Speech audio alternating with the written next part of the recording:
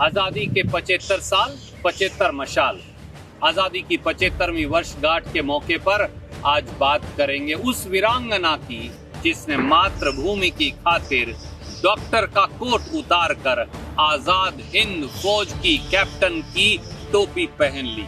महान स्वतंत्रता सेनानी कैप्टन लक्ष्मी सहगल को देश का और मेरे सौ सलाम।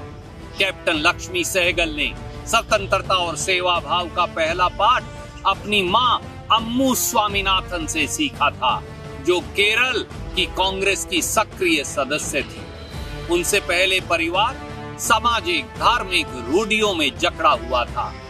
दादी दूसरी जाति वालों से दूरी बनाकर रखना पसंद करती थी, लेकिन लक्ष्मी सहगल के लिए क्या जाति क्या धर्म, हर धर्म का मर्म वो जानती थी और जानती थी कि पराधीनता से बड़ा दुख दर्द कुछ नहीं हो सकता।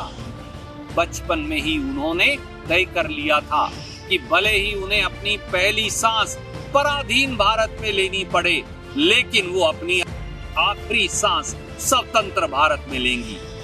मद्रास मेडिकल कॉलेज से पढ़ाई पूरी होने के बाद डॉक्टर लक्ष्मी सहगल मरीजों की टूटती सांसों की डोर थामने लगी।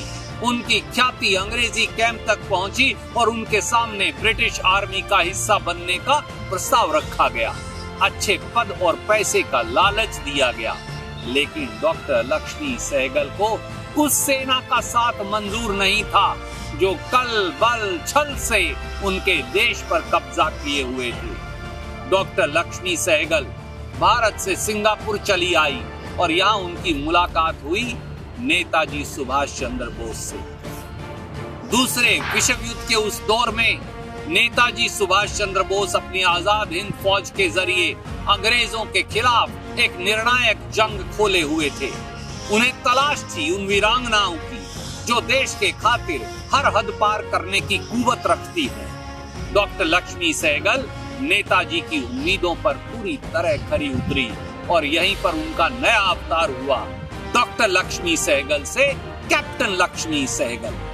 आजाद हिंद फौज में महिलाओं की एक अलग रेजिमेंट का गठन हुआ। नाम दिया गया रानी झांसी रेजिमेंट और उनकी बागडोर किसे मिली? कैप्टन लक्ष्मी सहगल को। देखते देखते हजारों महिलाएं रेजिमेंट में शामिल हो गई। शुरू में जापानी सेना महिलाओं को सक्रिय सेना का हिस्सा बनाए जाने के खिलाफ थी, जैसी शायद आज भी रूढ़िवादिता है, लेकिन कैप्टन सहगल के चट्टानी इरादे और बुलंद हौसले को देखते हुए जापानियों को भी अपना फैसला बदलना पड़ा।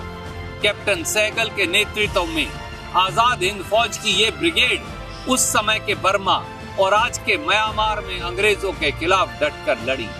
कैप्टन सहगल युद्ध भूमि में अंग्रेजी सेना पर आक्रमण करती थी, अस्पताल में अपने साथियों की जान बचाती थी। लंबे समय तक तो वो अपनी दोहरी भूमिका को सफलतापूर्वक निभाती रही, लेकिन नियति को उस दौर में उनकी सबसे बड़ी ख्वाहिश अंग्रेजों से आजादी मंजूर नहीं थी। इम्फाल की लड़ाई में जापानी सेना के पीछे हटने से अंग्रेजी सेना को बढ़त मिल गई।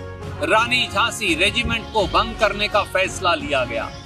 खुद कैप्टन लक्ष्मी सहगल रंगून में गिरफ्तार कर ली गई और द्वितीय विश्व युद्ध खत्म होने तक वो वहीं जेल में बंद रही। स्वतंत्रता के सूरज के साथ उनका फिर पुराना रूप दिखा। लक्ष्मी सहगल ने फौज के कैप्टन कैप को किनारे रखा, डॉक्टर्स के यूनिफॉर्म को धारण किया और फिर वो आजीवन अपने मरीजों की सेवा भाव में जुटी रही। आजादी के इस पावन मौके पर देश की इस वीर बेटी को देश का और मेरा शत शत नमन। जय आजादी, जय स्वतंत्रता संग्राम, जय भारत, जय हिंद।